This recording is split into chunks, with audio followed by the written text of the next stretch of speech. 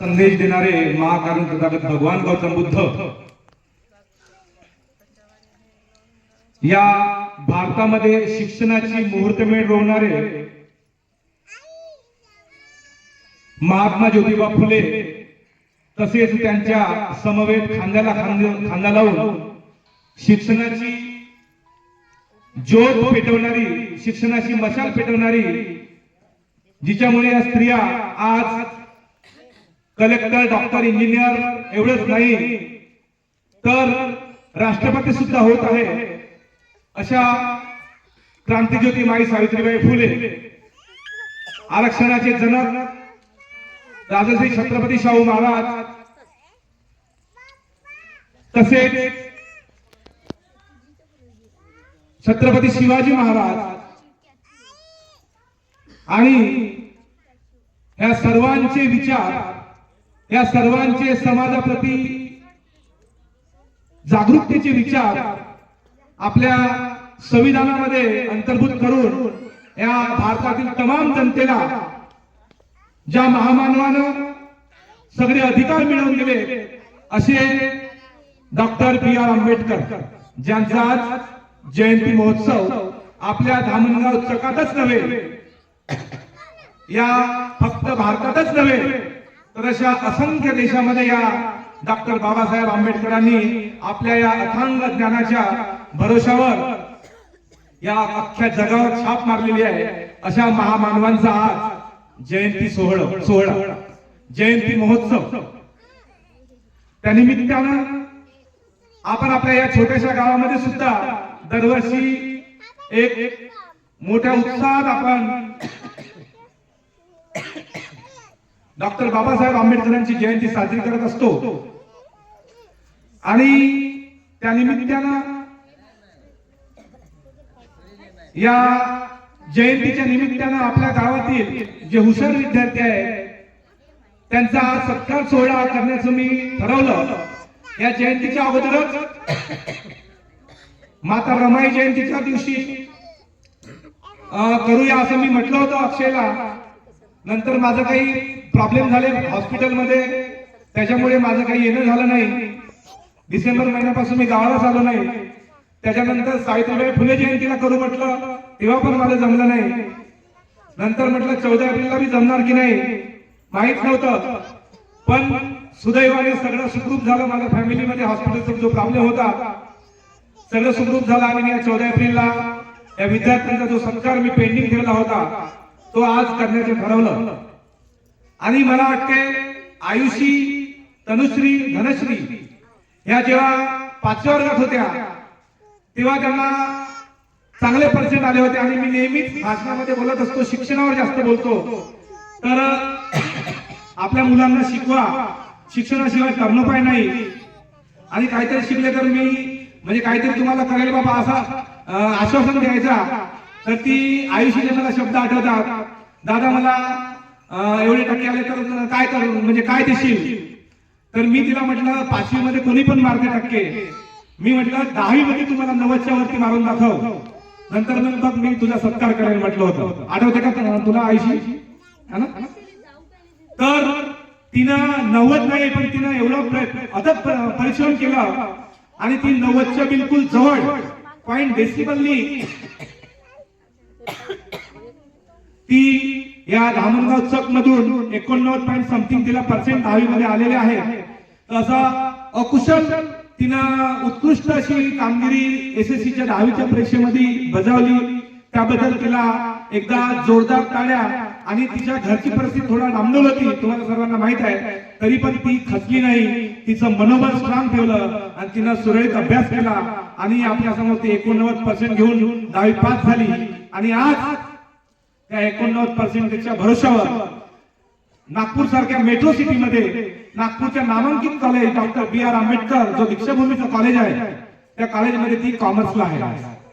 दुःख वाटतं थोडं, त्यांना म्हटलं मी सायन्स घ्या, पण माहित नाही त्यांनी सायन्स घेतला नाही. तिघींना पण म्हटलं होतं सायन्स घ्या.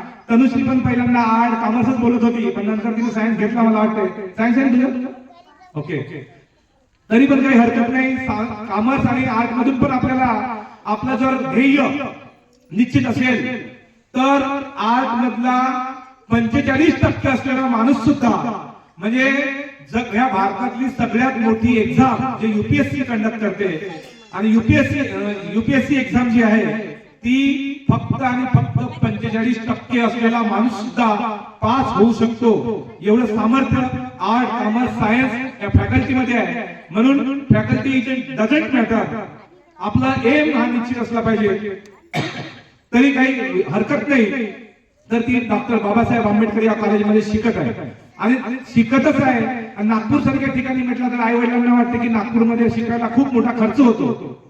मित्रांनो, आई वडिलांनो, मी जे फाउंडेशन चालवतो विचार फाउंडेशन हे स्टुडंट एम्पॉवरमेंट साठी काम करते, म्हणजे विद्यार्थी सक्षमीकरण. कारण मी एक खेड्यातला विद्यार्थी आहे, मी सायन्स बॅकग्राऊंड चालवतो, आर्ट बॅकग्राऊंड शिकवतो. तुम्हाला माझी हिस्ट्री माहित आहे, मी काय करून शिकलो काय नाही.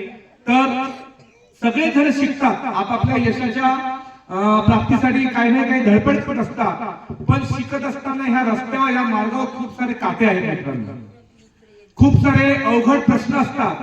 या प्रश्नांना उकल करून सामोरं जाण्याची प्रत्येक विद्यार्थ्यामध्ये मानसिक मनोबल नसते आणि मानसिक मनोबल जर स्ट्रॉंग झालं नाही तर त्याची मेंटॅलिटी खराब होते आणि त्याचं अभ्यासामध्ये लक्ष बसत नाही. त्यासाठी माझं स्वप्न होतं की माझी एक मी फाउंडेशन तयार करीन आणि या कामगार कष्टकरी शेतकरी वर्गातील जे विद्यार्थी असतात त्यांना मोफत मार्गदर्शन करीन आणि मी ज्या खस्ता खाल्ल्या नागपूर सारख्या सिटीमध्ये त्या मी त्यांना खाऊ देणार नाही. जेवढं माझ्याकडे जमेल, जेवढं माझ्या मेहनतीने जमेल तेवढा मी प्रयत्न करीन की विद्यार्थी शिकला पाहिजे, तेही बिना पैशाने शिकला पाहिजे. आणि विद्यार्थी मित्रांनो सांगतो तुम्हाला आणि पालकांनो, शिक्षणाला पैसे लागत नाही. हा जो तुमच्या प्रतिमेच्या स्वरूपात पुतळ्याच्या स्वरूपात जे डॉक्टर बाबासाहेब आंबेडकर दिसतात ना, त्यांनी या संविधानामध्ये आपल्याला एवढे अधिकार देऊन दिलेले आहेत का आपल्याला एकही रुपया लागत नाही. फक्त आपल्याला अभ्यासाचा पाडा म्हणावा लागतो. काय अभ्यास एका अभ्यास, अभ्यास जुने अभ्यास, अभ्यास एक अभ्यास, अभ्यास चोक अभ्यास, अभ्यास पंच अभ्यास, अभ्यास शत अभ्यास, अभ्यास साते अभ्यास, अभ्यास आते अभ्यास, अभ्यास नव अभ्यास, अभ्यास नाही अभ्यास, ओनली अभ्यास. अभ्यास जर कराल मित्रांनो तर तुम्हाला कुठंच पैसे लागत नाही. आता ती 10व्या वर्गातून 89% घेऊन उत्तीर्ण झाली तर नागपूर सारख्या मेट्रो सिटी मध्ये ती आज कोणताही संत मुक्ताबाई हॉस्टेल आहे तुझं, संत मुक्ताबाई हॉस्टेल आहे सिव्हिल लाईनला. असा एरिया आहे तो ज्या एरियामध्ये म्हणजे राहण्याची एवढी किंमत मोजावी लागते. त्या एरियामध्ये ती आज वास्तव्यात आहे. ती गव्हर्नमेंट हॉस्टेलला 1000 रुपये स्टायपंड मिळते महिन्याला. घरी आपण खात नाही असे जेवण मिळते. पुस्तकं बुकांचे पैसे वेगळे मिळतात, स्टेशनरीसाठी मिळतात की नाही. हे असं सगळं स्टायपंड मिळते आणि सगळं शिक्षण फ्री असते. त्या हॉस्टेलमध्ये लायब्ररी सुद्धा असते. आपल्याला गमबूट रेनकोट याचे सुद्धा पैसे मिळतात. ह्या सगळ्या गोष्टीचे पैसे मिळतात.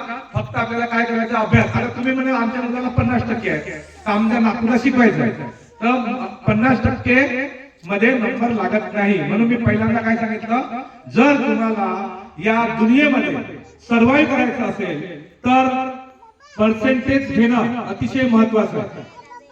जर तुम्हाला चांगले जर मार्क्स आले तर नक्कीच तुम्ही नागपूर काय मुंबई सारख्या पुण्यासारख्या ठिकाणी जाऊन शिकू शकता, मोठमोठ्या युनिव्हर्सिटीमध्ये जाऊन शिकू शकता.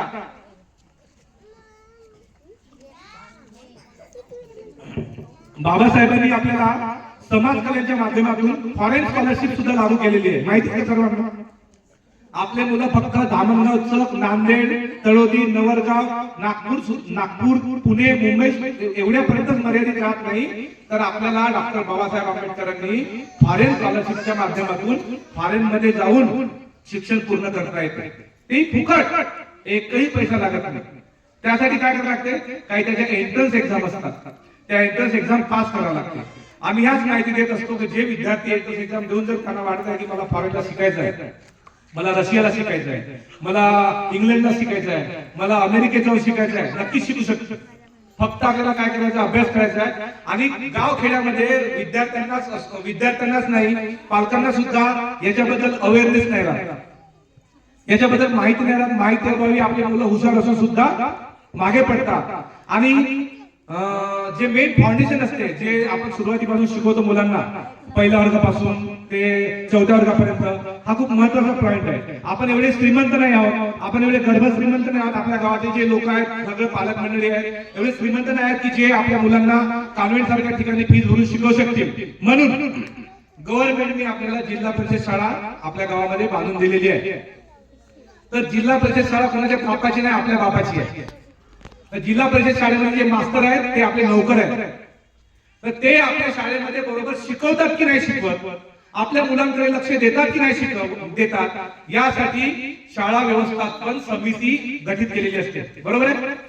तर त्या शाळा व्यवस्थापन समितीचे अध्यक्ष सभासद यांचं काम आहे की आपल्या शाळेत, आपल्या गावातल्या शाळेमध्ये आपले मास्तर आपल्या गावाच्या शाळेतल्या मुलांना बरोबर शिक्षण देत आहेत किंवा नाही. कारण इथून आपला पोरगा घडत आहे हे लक्षात घ्या. जर इथून स्ट्रॉंग होऊन गेला तर तो सामोरच्या दुनियेत कॉम्पिट करेल आणि तिकडे जर कॉम्पिट केला तर पुन्हा तो जास्त दुनियेमध्ये कॉम्पिट करेल. म्हणून पाया मजबूत करणं आवश्यक आहे.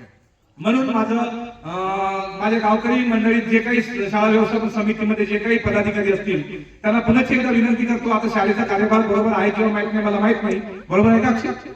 नाही, एकच शिक्षक आहे. एकच शिक्षक आहे. तर याच्यासाठी त्यांनी निवेदन दिले पाहिजे आणि निवेदन मी देतो माझ्या लेटर हेडवर, आम्हाला शिक्षक अवेलेबल करून द्या. कारण मुलं इथून घडतात आपले. कारण मी पण या नांदेडच्या चकाच्या शाळेमधूनच शिकलेला आहे. आमचे रामटेके सर होते, चुनारकर सर होते आमच्या वेळेस. एवढे जबरदस्त शिकवत होते, आधी त्यांचं नाव येते. त्याच्यामुळे पोरं घडत आहे. आणि आता जे पोरं जे वेस्टार्टिंग होत आहे जास्त, तर याच्याकडे पालकांनी थोडं लक्ष द्यायला पाहिजे. डॉक्टर बाबासाहेब आंबेडकरांच्या मालिका हा जो मी तुम्हाला पुस्तकात बहाल केलेला आहे, जग बदलणारा बाप माणूस, जगदीश ओहोड यांनी लिहिलेलं पुस्तक आहे. ते डॉक्टर बाबासाहेब आंबेडकर जिथे शिकले ना तिथं शिकलेला विद्यार्थी आहे आणि त्यांनी बाबासाहेबांवर अध्ययन केलं आणि त्यांनी बाबासाहेबांवर ते पुस्तक लिहिलं, जग बदलणारा बाप माणूस. काय म्हटलंय? भारत बदलणारा बाप माणूस नाही, डॉक्टर बाबासाहेब आंबेडकर म्हणजे जग बदलणारा बाप माणूस आहे. आज डॉक्टर बाबासाहेब आंबेडकरांना जग सॅल्यूट करते. कारण काय? डॉक्टर बाबासाहेब आंबेडकरांना अमेरिका सारखा देश जर सिम्बल ऑफ नॉलेज म्हणते तर काहीतरी व्यक्तिमत्व आहे ना बाबासाहेबांमध्ये.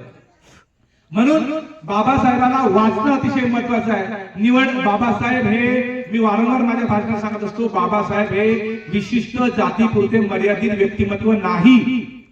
डॉक्टर बाबासाहेब आंबेडकरांनी फक्त महार जातीसाठीच काम केलं नाही. हा जो डोक्याचा भ्रम इतर जातीतल्या लोकांमध्ये जर असेल त्यांनी कृपया बाबासाहेबांना वाचावं. जर वाचतील तर त्यांना बाबासाहेब कळेल, नाहीतर मतलबच नाही होणार. कारण बाबासाहेब हे फक्त डॉक्टर बाबासाहेब आंबेडकर हे महार जातीच्याच लोकांनी त्यांनी जयंती साजरी करावी एवढं छोटस व्यक्तिमत्व बाबासाहेबांचं बिलकुलच नाही. म्हणून डॉक्टर बाबासाहेब आंबेडकरांना वाचणं महत्वाचं आहे. डॉक्टर बाबासाहेब आंबेडकरांना गुरु कोणाला मानलाय? डॉक्टर बाबासाहेब आंबेडकरांना गुरु मानलाय बुद्ध, कबीर, ज्योतिबा. डॉक्टर बाबासाहेब आंबेडकरांनी त्यांना बघितलं पण नाही. जो माणूस ज्या माणसाला न बघता जेव्हा गुरु मानू शकतो तर का बरं मानू शकत असेल? का बरं मानू शकत असेल? कारण त्या माणसाने त्या माणसांना वाचलेला आहे. त्या माणसांना जर वाचलं नसतं तर डॉक्टर बाबासाहेब आंबेडकरांच्या डोक्यामध्ये त्यांच्याबद्दल प्रगल्भता आली नसती आणि त्यांच्या विचारांची मांडणी त्यांनी नीटसर केली नसती. म्हणून डॉक्टर बाबासाहेब आंबेडकरांनी बुद्ध, कबीर, फुले यांना गुरु मानलेला आहे, आपले पहिले गुरु मानलेला आहे. तर या बुद्ध, कबीर, फुले यांच्या विचारांना अतिशय म्हणजे वाचणं अतिशय महत्वाचं आहे. जर वाचत नसाल तर आता मीडिया खूप समोर आलेला आहे. आपल्या टीव्हीवर डॉक्टर बाबासाहेब आंबेडकरांची मालिका लागते. किती लोक पाहतात? आपल्या टीव्हीवर मी सावित्री ज्योतिराव फुले ही मालिका लागते. किती लोक बघतात? गोपी बहू, सासू सुनेचा भांडण, हे आपण या मालिका बघायला वेळ देतो. पण या मालिका बघत नाही. या वैचारिक मालिका बघायला पाहिजे. कारण पुस्तकं वाचत नाही ना आपण. कमीत कमी 1 तास 20 मिनिटाची ते मालिका, जवळपास 30 ते 20 मिनिटाची मालिका आहे ते तरी बघा. जेणेकरून ते तुम्हीच बघू नका, आपल्या मुलांना घेऊन बघा. ते मालिका बघल्यानंतर तेवढाच तुमच्या ज्ञानामध्ये भर पडेल आणि बाबासाहेबांचं व्यक्तिमत्व कळेल, महात्मा फुलेंचं व्यक्तिमत्व पुढेल. ज्या माईनं, ज्या सावित्री फुलेनं तुमच्यासाठी मरमर करून अंगावर देवळ ढोलणे घेऊन जे माई या स्त्रियांना शिक्षणाचे दार खुले करून दिले, ती माई तुम्हाला कळेल आणि नंतर पुन्हा तुमची शिक्षणाबद्दलची कणखर वाट चालू होईल. म्हणून डॉक्टर बाबासाहेब आंबेडकरांची मालिका मी बघतोय. जेव्हा डॉक्टर बाबासाहेब आंबेडकर शिक्षणाला म्हणजे त्यांना मॅट्रिकला होते तेव्हा त्यांना कॉलेजला जावं लागत होतं. जेव्हा ते पुण्याला म्हणजे मुंबईला राहायला गेले त्यांचे वडील बघा सांगतो मी तुम्हाला, आपल्या मुलांच्या मागे, हे मुलं घडण्याच्या मागे आई वडील त्यांचा खूप मोठा वाटा असतो. आई वडिलांना इथं बोलवण्याचं कारण आहे, हा निवड फक्त केवळ एक ट्रॉफी, एक प्रमाणपत्र आणि एक पुस्तक दिले म्हणजे खूप मोठा नाही आहे, पण तो प्रमाणपत्र आणि पुस्तक घेताना जे मन भरून येते तो खूप मोठा अभिमान आहे. का बरं मन भरून आला? कारण आपल्या मुलींनी कामगिरी केलेली आहे, आपल्या मुलीने कामगिरी केली आहे म्हणून आई वडिलांचं मन भरून येते. ही खूप मोठी मोलाची देणगी आहे. तर याच्यासाठी खूप मोठा वाटा असतो पालकांचा. डॉक्टर बाबासाहेब आंबेडकरांच्या शिक्षणासाठी त्यांचे वडील जे आहे रामजी सपकाळ यांनी काय आटापिटा केला त्या मालिकेमध्ये तुम्ही बघा. प्रॉपर तुमच्या डोळ्यांना दिसेल, रडू येते रडू. डॉक्टर बाबासाहेब आंबेडकर जेव्हा मुंबईवरून कॉलेजला जायचे, त्या मिलिटरी स्कूल म्हणजे त्या इंग्रजांच्या स्कूलमध्ये, तेव्हा त्यांना जायला पैसे लागायचे. तर त्यांची परिस्थिती एवढी हलाखीची होती, डॉक्टर रामजी सपकाळांना त्यांच्या नोकरीतून काढून घेण्यात आलं आणि त्यांना फक्त पेन्शन देत होते. त्या पेन्शनच्या मला वाटते 40 ते 50 रुपये पेन्शन यायचं. त्या पेन्शनच्या भरोसा अख्खी फॅमिली ते चालवत होते. त्यांनी आपल्या एका मुलाचं शिक्षण बंद केलं आणि डॉक्टर बाबासाहेब आंबेडकरला शिकवणं चालू केलं, कारण यांची बुद्धिमत्ता प्रखर दिसत होती त्यांना. तर डॉक्टर बाबासाहेब आंबेडकरांची ती परिस्थिती दिसत होती की नाही, आपली परिस्थिती खराब आहे, तर मला जायला यायला जे रोज पैसे लागतात तिकिटीला, तर ते पैसे मी जर वाचवीन तर तेच पैसे मी माझे पुस्तकं घेण्यासाठी मी वापरेन. तर डॉक्टर बाबासाहेब आंबेडकर आपल्या घरापासून पायी जायचे आपल्या शाळेमध्ये, आणि पायी जाता जाता एक दिवस त्याच्या पायी गेले नाही पाहिजे म्हणून रामजी सपकाळांनी त्याला एक पास काढून दिली होती ट्रेनची बाबासाहेबांना. पण ते पास गलतीने त्यांची घरीच विसरली आणि ट्रेन मध्ये गेले.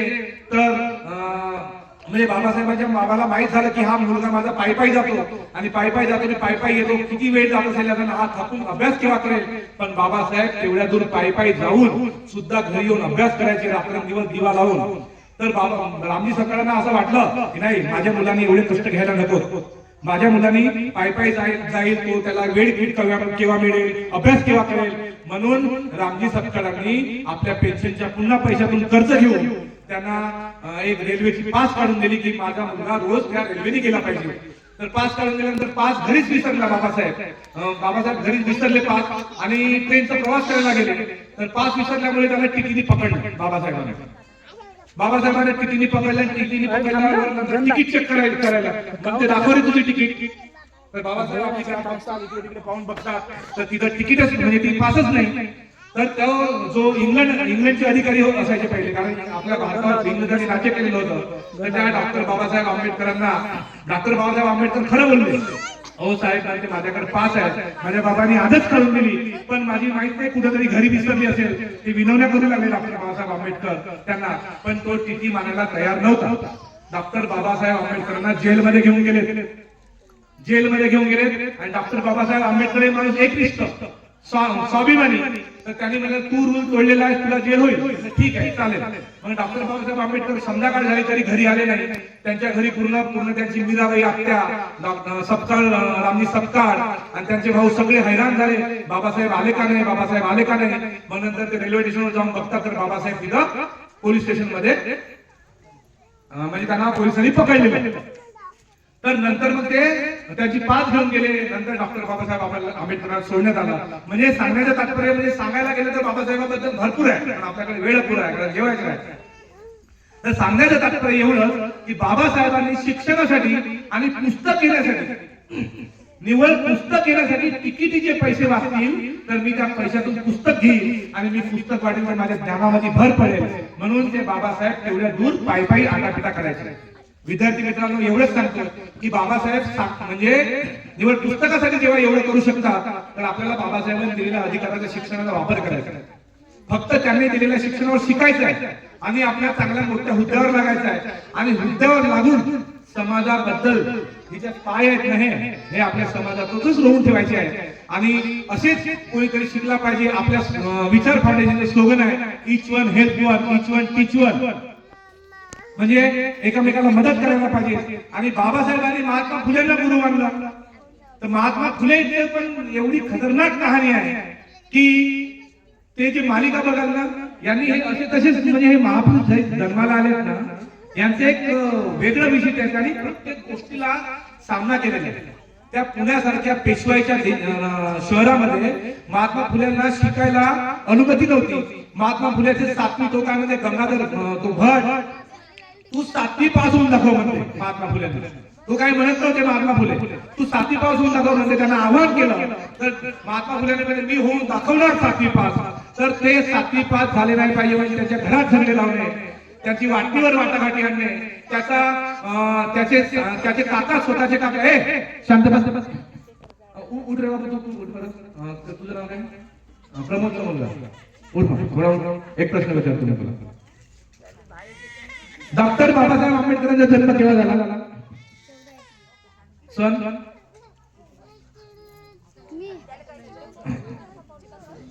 एक कारण माहिती का तुला? गुलाब पिस्तारी आणि लालीला लाल सांगू काय नाही माहिती? ओके बस. डॉक्टर बाबासाहेब आंबेडकरांचा जन्म केव्हा झाला? 14 एप्रिल 1891. Good good. वाजवा टाळ्या वाजवा सम्यकसाठी. गुड, एक नंबर. छान छान छान. महात्मा फुलेंचा जन्म केव्हा झाला माहिती आहे? ओके ठीक ठीक, जुना काळ आहे. आता हा एक प्रश्न होता. माझा एक भाषा आहे शिरपूरचा, त्याचं नाव आहे बस. माहित नाही म्हणजे आहे तोंडात पण येत नाही. तर त्याला त्याच्या मास्तरनं म्हणते शिवाजी महाराजांचा जन्म केव्हा झाला म्हणते. तर तो म्हणते मला का माहिती म्हणजे माझा जन्म स्वतः झाला म्हणते. त्याचा एक प्रश्नाचं उत्तर बरोबर आहे. म्हणजे उत्तर ज्याला दिलं तो दिमाग लावून दिलं नाही की नाही, कारण त्याचा जन्म स्वतः झाला. कारण त्याला माहित असलं, कारण त्याला सांगणं महत्वाचं आहे. त्याच्या मास्तराने सांगायला पाहिजे, त्याच्या पालकांनी सांगायला पाहिजे, अशा कार्यक्रमाच्या माध्यमातून त्याला माहित व्हायला पाहिजे. म्हणून असे कार्यक्रम घेणे अतिशय आवश्यक आहे. निवड जेवणापुरते कार्यक्रम घेण्यापेक्षा भाषणाचे जर कार्यक्रम केले तर या चिमुकल्यांच्या कर्णपटलावर या महापुरुषांच्या विचारांची जळण आणि घडण होईल आणि मग ते उत्तर देण्याला समर्थ होतील. म्हणून जेवणापुरतेच मर्यादित न राहता, जेवण तर आवश्यक आहे, ते आपण जेवण रोज पोटासाठी जीवन जगण्यासाठी खात असतो, पण ह्या विचारांचे कार्यक्रम घेणं, भाषणाचे कार्यक्रम घेणं अतिशय आवश्यक आहे. म्हणून मित्रांनो, या भाषणाचे कार्यक्रम घेत चला. कारण या चिमुकले हे काही नागपूरला जाणार नाही किंवा नागपूरला जाणार नाही किंवा तळोदीला जाणार नाही भाषण ऐकायला. आपल्या गावातूनच त्यांना प्लॅटफॉर्म मिळत असते आणि जेवढा काही प्लॅटफॉर्म मिळते हा श्रवण जे असते, श्रवण म्हणजे ऐकणे, या ऐकण्यातून जी स्मरणशक्ती वाढते ती खूप जास्त असते आणि मुलांची ते एकाग्रता खूप जास्त असते. याच्यातूनच त्यांचं ते गांभीर्य लक्षात येते, त्यांची जे ग्रास्पिंग पॉवर आहे म्हणजे आकलन शक्ती वाढते, त्यांचं काय म्हणतात आपण दूरदृष्टी तयार होते, त्यांची विजनरी मुलं बनतात. म्हणून हे कार्यक्रम घेणं अतिशय आवश्यक आहे. जर कार्यक्रम घेतलो नाही आपण तर त्या मुलांना उशीर म्हणजे थोडा वेळ का होणार चिलबिल करतील ना, थोडा वेळ चिलबिल करतील पण थोडं तर ऐकतील, काही ना काही तर जाईल. एक आम्हाला 10वीला दूर केलेल्या बाळकाचा दृष्टांत आहे, धडा होता. ते माई आपल्या पुराला पाजतच जाते, दूध पाजतच जाते, पण ते दूध ओकतच जाते, मुलगा ओकतच जाते. तर आजूबाजूच्या बाया म्हणतात, ए बाई तुझं मूल तर दूध ओकतच जात, ओकतच जाते, तू कशाला पाजतेस घे. म्हणजे पहिल्याची भाषा होती, कशाला पाजतेस घे. तर ते माय काय म्हणते, माझं बाळ हे ओकत आहे पण मी जे दूध पाजत आहोत, जर त्या ओकत आहे 90% जरी ओकत असेल पण 10% जरी त्याच्या तोंडात गेला तर त्याची भूक भागेल आणि तो शांत होईल. असे त्या माईसाठी त्यावेळेच्या त्या दृष्टांतामध्ये महत्व पडून पडलेलं आहे. तो दृष्टांत मला इथे द्यायचा आहे की जर आपल्या पाल्यांना, आपल्या मुलांना, आपल्या विद्यार्थ्यांना आपण या महापुरुषांची विचारधारा जर सांगून आजपासून लहानपणापासून, तर ते मुलं तुमचे नक्कीच चांगले घडतील. त्यांची विचारधारा अंधश्रद्धात्मक होणार नाही, कुठेतरी वैचारिक विचारधारा होईल, आध्यात्मिक विचारधारा होणार नाही आणि वैचारिक क्रांतीकडे वळतील आणि वैचारिक क्रांतीकडे वळले पाहिजे. हेच माझं या विचार फाउंडेशनचं ध्येय आहे. आणि एवढे बोलून मी माझं प्रास्ताविक संपवतो. जय भीम, जय भारत, जय बुद्ध.